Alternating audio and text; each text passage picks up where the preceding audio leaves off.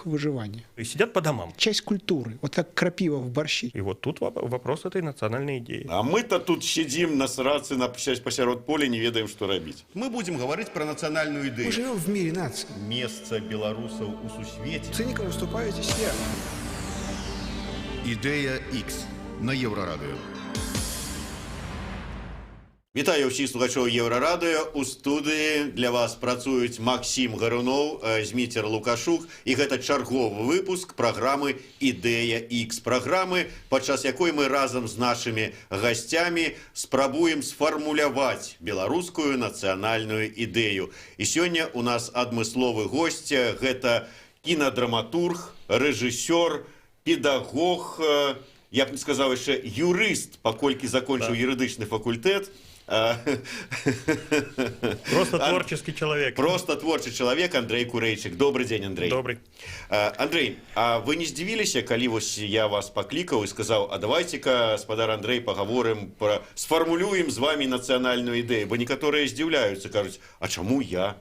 Нет, я не удивился, я подумал, господи, какая серьезная задача поставлена. Я вот просто от масштаба проблемы, да, немного так припугнулся. Но вы готовы до того, что вот по заканчэнні программы, дзесьці праз 30-40 хвілін, каб ужо напрыканцы сказать, все, белорусская нация, рыхтуйся, идею для вас мы тут сформулировали. Ну, я, видимо, да, хочется, чтобы на мне все-таки закончилось это бесконечное формулирование, но я думаю, что каждый вносит небольшой вклад в то, чтобы она все-таки сформировалась. А уже вот для початку нашей размовы, а вы лічыце, что яна нам все ж таки потребная? Ну, не нам с вами, а вот усяму белорусскому народу. Я думаю, что вот это странная вещь, потому что она нужна, но не всем. Не всем. Всему белорусскому народу она не нужна. А во-вторых, белорусский народ – такое сборное понятие, которое состоит из многих разных идей.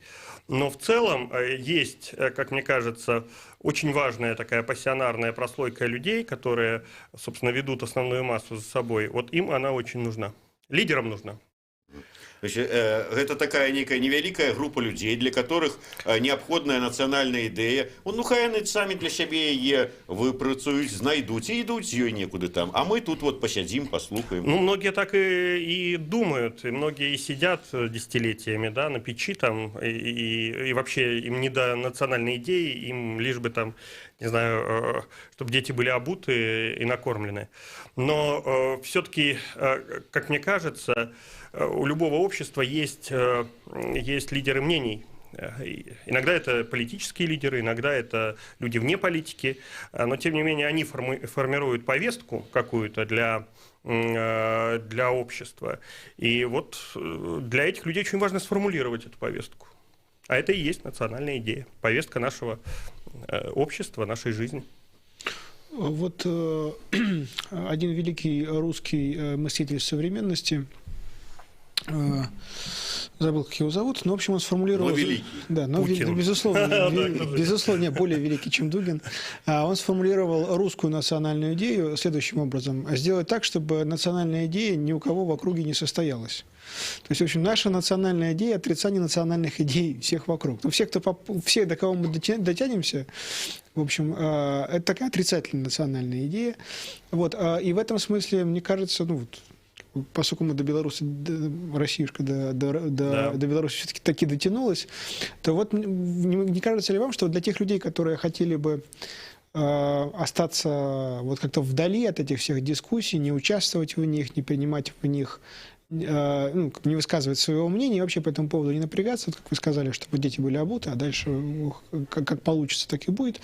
Вот это, собственно, и есть такая форма белорусской и национальной идеи, ну, в общем, выживания. Вот, причем выживание немое, да, вот без слов, без образов. Мне кажется, что мы уже этот этап прошли.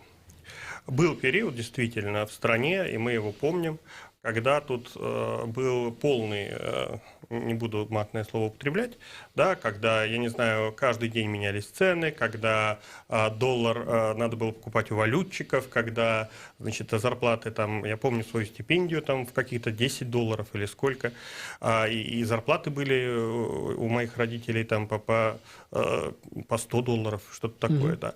Мне кажется, этап такого животного выживания, вот животного выживания прошли. Мы уже даже в регионах. Я вот сейчас перебью, извиняюсь, по поводу того, что, ну, понимаете, этап, может, и прошли, да, но вот это состояние, да, вот все эти качества, которые мне необходимы для того, чтобы выживать, они могут стать частью вот национальной идеи, ну, в том смысле, что мы будем так жить вне зависимости от того, в каком именно положении мы сейчас находимся. Знаете, это вот знаменитый стереотип про белорусов, да, которые сидят на гвозде и говорят, ну, может, оно так и надо. Да, и моя хата с краю. Моя хата с краю, то есть мы партизаны, мы спрятались, вы там между собой деритесь, да, великие, так сказать, нации, французы и русские, да, а мы в леса. Это все понятные стереотипы, на них построено очень много произведений искусства, кстати, белорусского. Но, как мне кажется, это больше стереотипы. Вот больше стереотипы. Потому что сейчас наступил тот этап, он наступил незаметно для нас, в наших головах, да, когда мы чуток расслабились, мы потеряли страх. Вот уже не страшно, уже вот как было, да, по-настоящему там были периоды, вот, про которые вы рассказываете, когда было, ну, страшно, там, не знаю, за безопасность, страшно, что завтра не будет куска хлеба, страшно, что, значит, вот у тебя последний рубль, который не знаешь, как потратить. Нет, сейчас люди обуржуазились. В принципе, белорусское общество, как ни странно, стало очень буржуазным. Именно поэтому, может быть, его не тянет ни на какие Майданы, да, не потому, что, а потому что, ну, вот немецкую буржуазию ее не тянет ни на какие Майданы, да. Это надо быть левым каким-то или каким-то молодым, да, антиглобалистом и так далее. А бюргеры сидят по домам. Жыццё наладзілася с одного боку, а с другого боку вот, парадочек. Вот оно, просто люди как бы дошли до какого-то уровня, Сейчас в любом случае этот уровень, он на самом деле пограничный. Да? Это еще не уровень Эстонии, например, да, или Финляндии, но уже не уровень Украины или Молдавии. Он пограничный такой. В какую-то сторону это все качнется. И так как очевидно, что будет политическая дестабилизация, потому что человек не вечен, даже спортсмен, даже хоккеист, и он не вечен, да, никто не вечен. Значит, будет какое-то серьезное изменение системы, и оно может принести как дальнейшее улучшение, не знаю, да, с этой точки, так и гигантское падение, просто гигантское падение. И все вот поэтому как-то так сжались, вот они блюдут эту стабильность свою, ходят на работу, платят налоги, как ни странно, да, белорусы, они такие вот, там, рассчитывают свои бюджеты, в общем-то, ведут вполне себе приличный такой бедноевропейский образ жизни. Но мышление их, да, вот ограничено пока этим. Смотрите, я попробую сейчас еще яснее сформулировать, чего я хочу сказать. Знаете, в Украине есть такой, ну, я просто детство провел в Украине, есть такой рецепт борща с крапивой. Когда в борщ, ну, поскольку мяса особо нет, ну, там есть буряк, там есть, в общем, все ингредиенты, кроме мяса. В Беларуси так само есть, с молодой крапивой, да? Да, с молодой крапивой. Так вот, в чем молодую крапиву ее добавляют в борщ не потому, что это вкусно, а потому что молодая крапива – это весна, а весной часто бывало так, что запасы, которые ты приготовил с осени, они заканчиваются, тебе нужно срочно чем-то вот набить желудок. Да, и ты набиваешь желудок крапивой. Сейчас борщ с крапивой – это звучит как какая-то элегантная… Деликатес, да. Но с самого начала этот человек реально вот выживал, да, как мог. Другой вариант – в Новгородской области есть такое озеро Ильмень, вокруг земли, которые, ну, то, что называется, рискованное земледелие, там очень плохо с урожаями, было всегда, и до сих пор есть, и будет. Вот. И там есть такой специфический рецепт муки. поскольку кругом очень много рек и озер, и там есть такая маленькая рыба, сниток. Да, Она небольшая. Да, ее сушат. Да, ее и молят. сушат, ее на жерновах Да. на мельнице и смешивать вместе с мукой, получается какая-то вот странная смесь, из которой, ну, выпекается нечто. Оно там наполовину рыбьи кости, наполовину, ну, понятно, перемолотые, да, и наполовину мука. И, опять же, сейчас это звучит как деликатес, да, можно отведать вот хлеба, рыбного новгородского хлеба. Но в те времена это было реально, вот люди искали, чем желудок набить, хоть каких-то калорий. Да, и это все длится до сих пор, да, то есть как бы борщ с крапивой, да, хлеб с рыбой, да, оно вот не кончается, люди к этому привыкли, считают это своим. То же самое, как мне кажется, мы можем сказать про вот, национальную идею. Люди привыкли к тому, что ничего нет сверх выживания.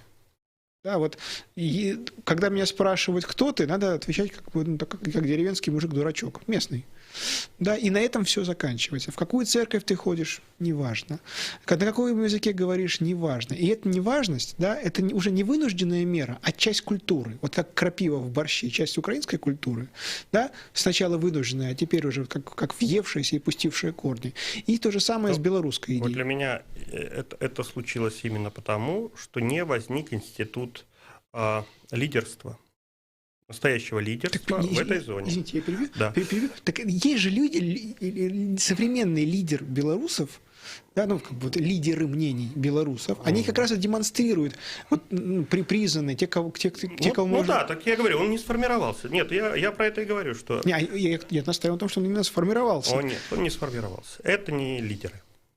Это не лидеры. Лидеры – это те, кто определяет самосознание большого количества людей. Это не лидеры.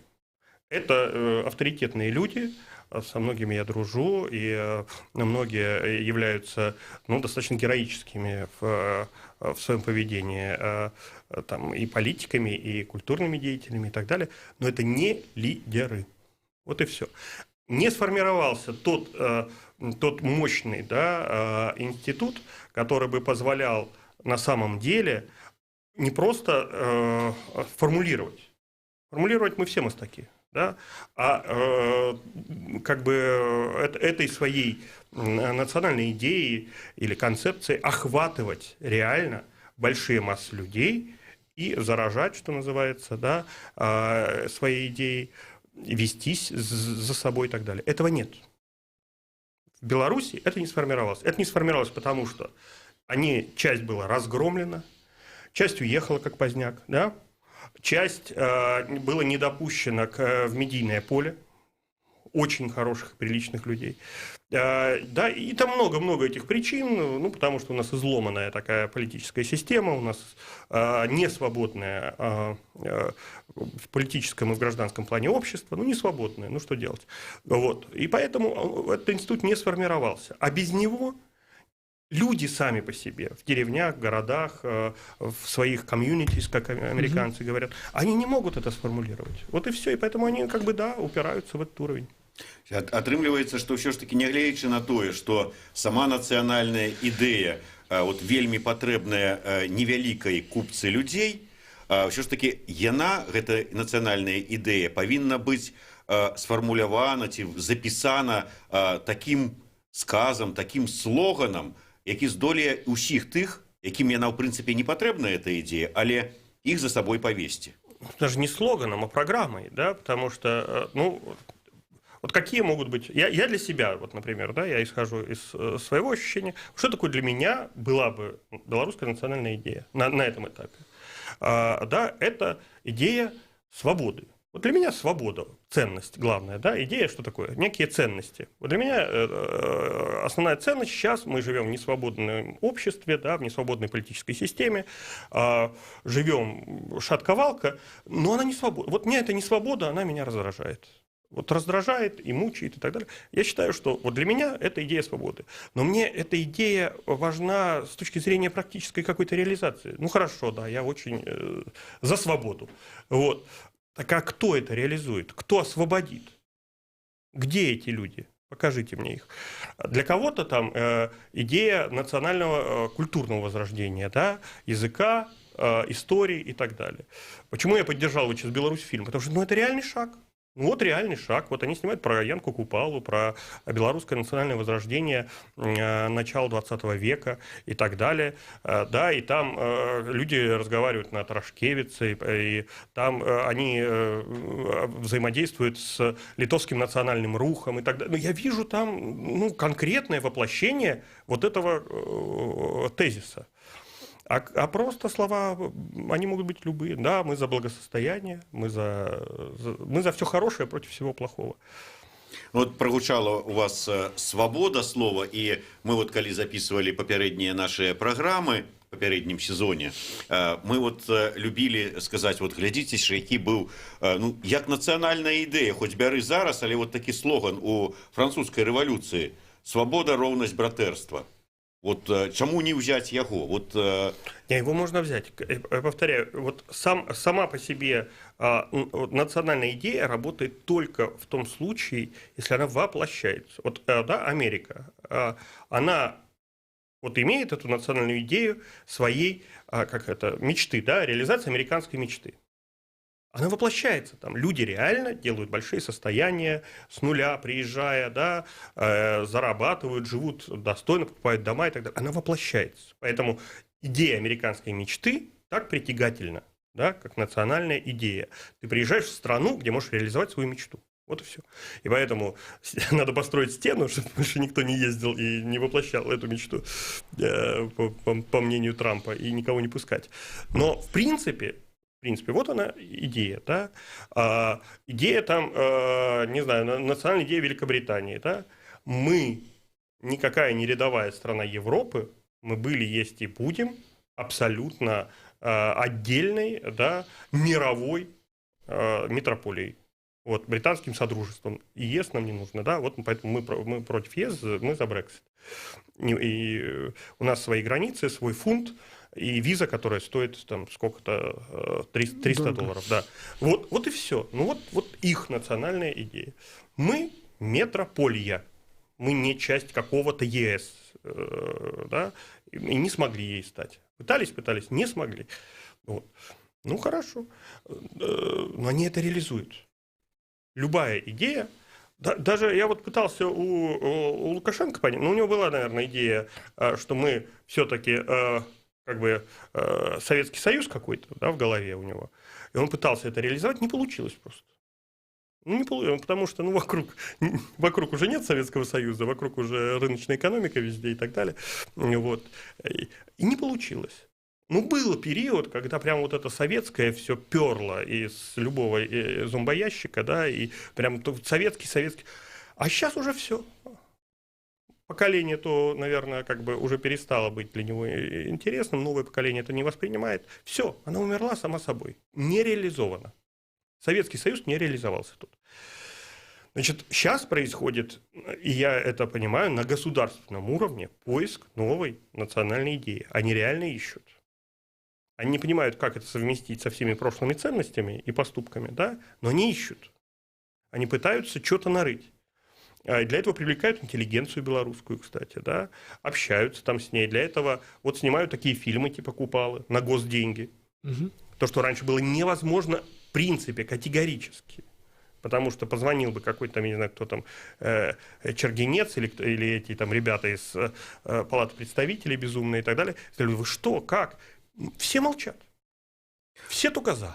Теперь. А вы думаете, по замове державы можно сформулировать национальную идею? Такая же спроба была у 96-м годзе, здаецца. Тады адміністрацыя прэзідэнта дала замову аднаму сацыялагічнаму цэнтру сфармуляваць ім нацыянальную ідэю.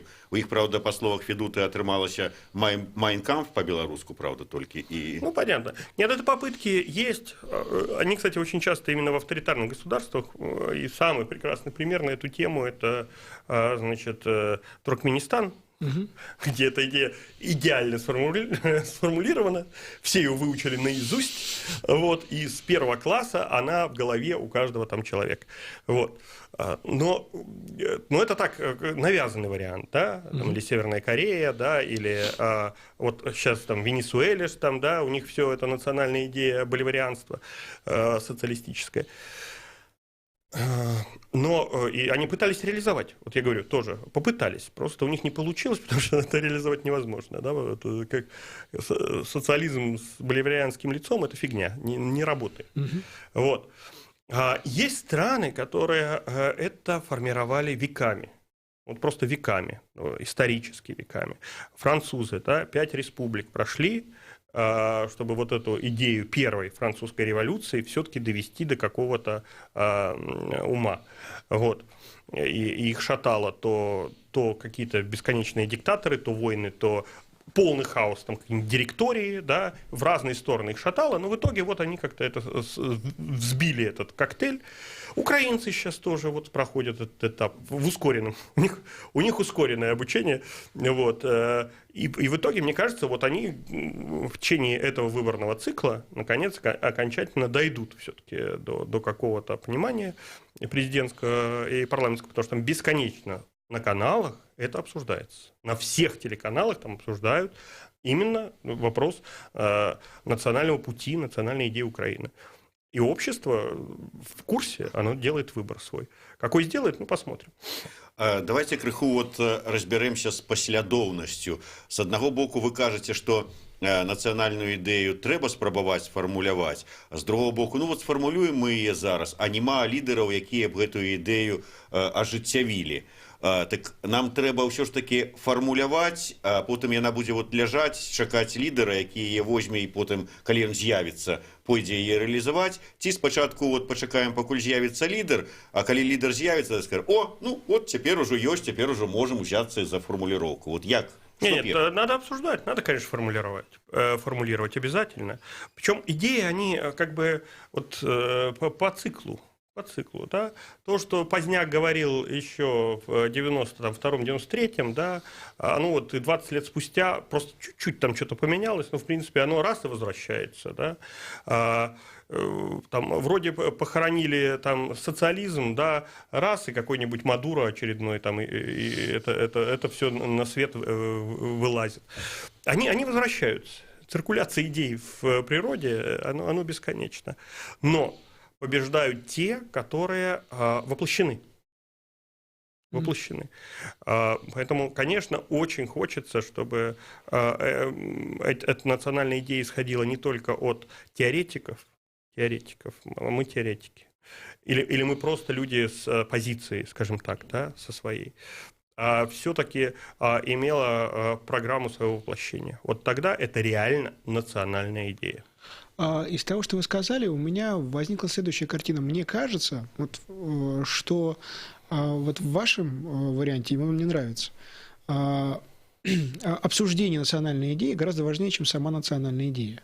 Потому что, вот, как вы сказали, есть прекрасный Туркменистан, в котором был прекрасный сиятельный Сапармурат Ниязов, который написал Рухнама, и, в общем, это и есть сталелитейное, каменноподобное воплощение туркменской национальной идеи. И, в общем, из этого ничего хорошего не вышло. Есть Чучхе, тоже прекрасно. Да. То есть гораздо важнее, чтобы национальная идея обсуждалась.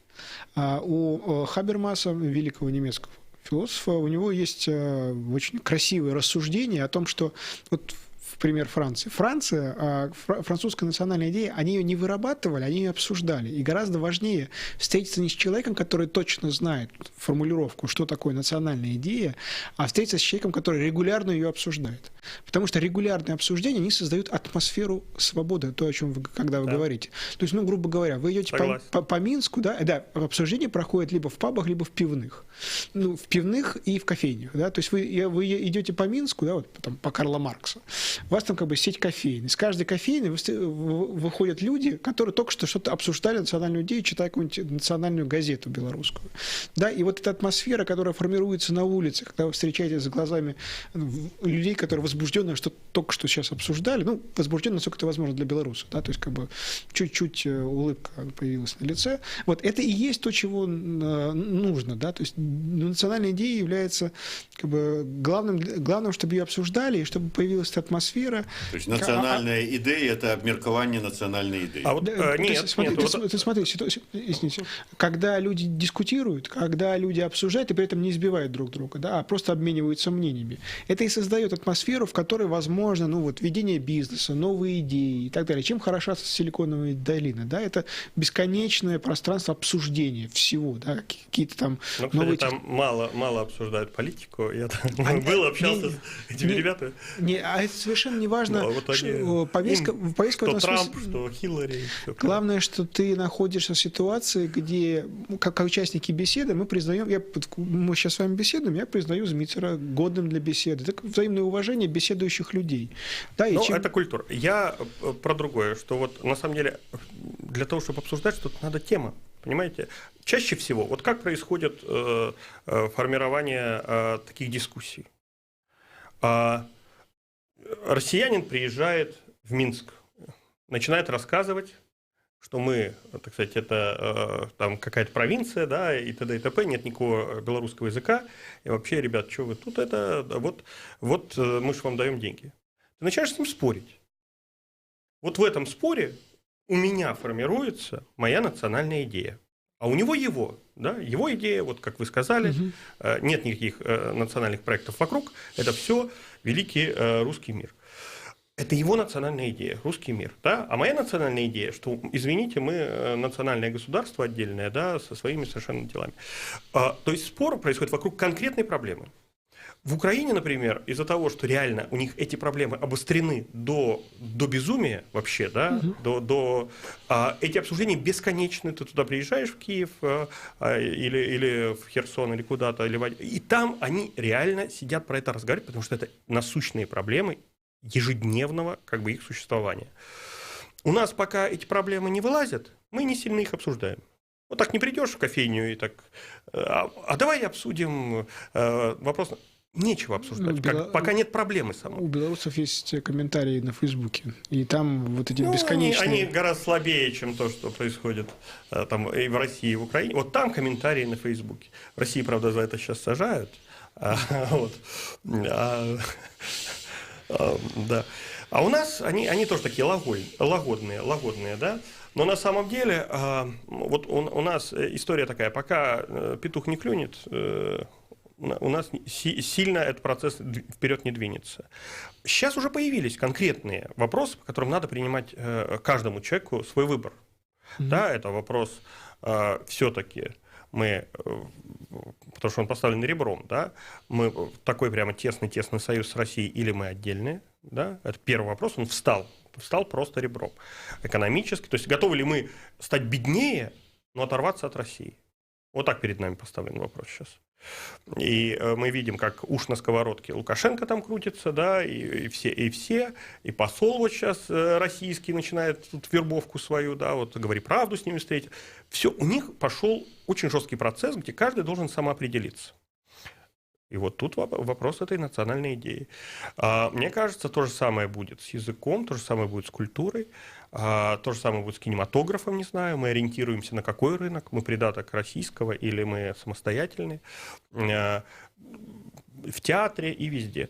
Вот, поэтому проблема формирует ответ на нее. Ответ на нее и есть некая основа для национальной идеи. Паколькі, як вы сказали, нацыянальная ідэя найперш патрэбная вузкаму колу актыўных людзей. Сфармулированная, да. Да, сфармулированная. А працягваючы вашу думку, што яна пачынае фармуляванне з пэўнай праблемы, і вот пералічаныя вамі ж сёння актуальныя праблемы. Суверэнітэт, незалежнасць, мова, культура, гісторыя. Ориентация на восток или на запад, да. Атрымліваецца, што вот гэта тыя каменьчыкі, якія мусяць стаць, ну ці там тыя уголькі, там дровы, якія В Украине, павінны... кстати, вот еще религия к этому добавляется, да, там интересная религиозная ситуация, вот, и там еще добавляется вопрос, как бы это сказать, да, некого экономического выбора, да, вот у них. Они еще... У нас давно сделан экономический выбор. Он такой ни шаткий, ни валкий, но он есть. А у них еще вот экономика. Они все спорят про... Вот, включив любое украинское ток-шоу, да, тарифы, значит, с кем торговать, как торговать. Вот у них этот выбор. У нас еще его нет, но он будет. Он будет. У нас все это предстоит еще веселье. Ну, але у нас уже ёсць вот тое, што мы пералічылі. І вот зараз, сыходзячы вот з гэтага, нацыянальная там, ну, эліта там, ці група гэтых людзей, актыўных, якім патрэбна сфармуляваная нацыянальная ідэя, уже можа как бы там вот пачаць фармуляваць нацыянальную ідэю. Вот... Нет, они формулировали ее. Ее формулировал и Быков, ее формулировал и Поздняк, ее формулировали... там огромное количество наших прекрасных философов, да, и там, я не знаю, от Мацкевича до Акудовича, все это сформулировано. В принципе, она, как бы, путь белорусской интеллигенции очень простой, да, это защита национальной идентичности. Вот сейчас. Вот и все. Вот их национальная идея. Не экономика, даже не политический строй. Никто не бегает сейчас и не требует, чтобы у нас было в парламенте много партий. Все, забыли эту тему. У нас никто не бегает и не требует, чтобы у нас была сменяемость власти.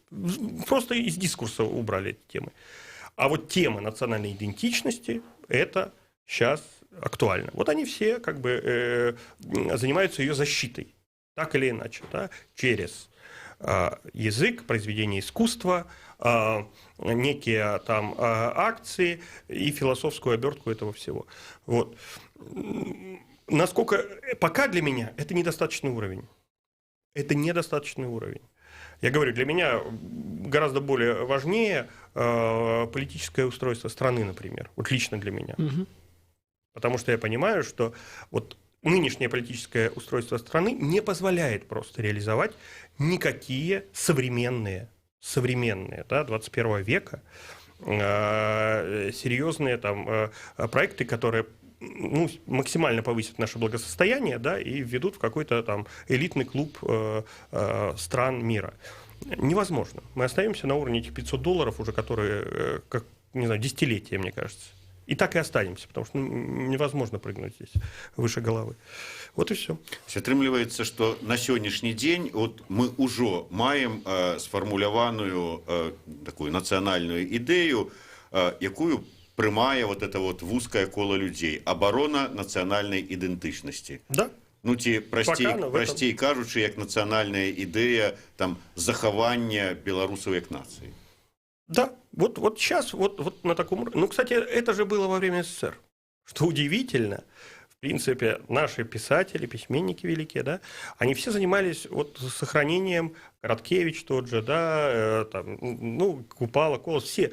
Они занимались, ну, сохранением какой-то, да, отдельной белорусской идентичности на том уровне, который был позволен в СССР. Они писали историю, они исследовали какие-то мифы, они то, все, пятое, десятое. Занимались тем же.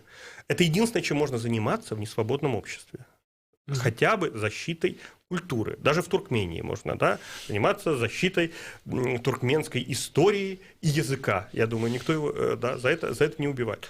А вот прыгнуть на уровень выше – нет. Им проще там объявить какое-то неучастие вообще в политике, да, вот как это там, давайте бойкотировать, давайте вообще не участвовать, чем что-то реально менять. А правильно ли я вас понял? Вопрос языка сейчас в Беларуси и вопрос национальной идентичности – это такой вопрос, ты его начинаешь разворачивать, и оттуда сразу же вылазит все. И вылазит Нет. и политическое устройство. То есть, в общем, Нет. в нынешнем положении… Нет, сейчас уже не так. Раньше, да, раньше было так. Значит, говоришь по-белорусски – оппозиционер. БНФовец. Сейчас вот тебе арт-сидиба на городских праздниках, все лотки развернуты. Вот. Хотите стадион «Динамо»? Нате вам стадион «Динамо». Только деньги платите, да? Вот. Нават про гроши не. Это святое вот. Место стадион «Динамо». Нет, почему? Ну сейчас же день будет, день народжения БНР. Это арт-сидиба будет делать на стадионе «Динамо». Вот. По-моему, запретили. Не дали. Или не дали? Не дали. А что, у оперного опять? И вот оперный оперный не дали. Еще ничего не дали. Ну, значит, где-то что-то дадут. Ну, в прошлом году дали, да. Я говорю, значит, министр культуры по-белорусски, ряд замминистров исключительно по-белорусски, значит, директор оперного театра Латушка, вот сейчас первое интервью, ну и так далее. То есть уже это не БНФовцы. Это уже часть некого официоза. Просто часть. Ну, у нас Лукашенко не владеет белорусским. Он бы, может, и рад тоже где-то как-то блеснуть. Ну, не владеет. Вот. А кто владеет, те говорят, Макей может вполне, иногда выступает по-белорусски, прям подчеркнуто. То есть это язык уже не стал. Другое дело, что очень тонкая грань, потому что Лукашенко прекрасно понимает, если он начнет настоящую белорусизацию, вот Соловьев, Киселев и вся это, они его начнут мочить так, как сейчас мочат этого несчастного Порошенко. Да? Просто его в России смешают с дерьмом. Скажут, националист, значит, готовит бандеровское восстание, все остальное. Он это понимает, он вынужден находиться в каком-то этом. Поэтому, в принципе, он никому ничего не запрещает в сфере белорусского языка. Да. Запретов же нет использовать нигде. Хочешь в кино, вот в кино, хочешь в театре, пожалуйста. Хочешь дома, хочешь на телевидении, вот целый канал есть, да, белорусский культурный, там Беларусь 3, там только по-белорусски все. Пожалуйста, ну, но при этом вот, как бы сильно давить не буду. Добре.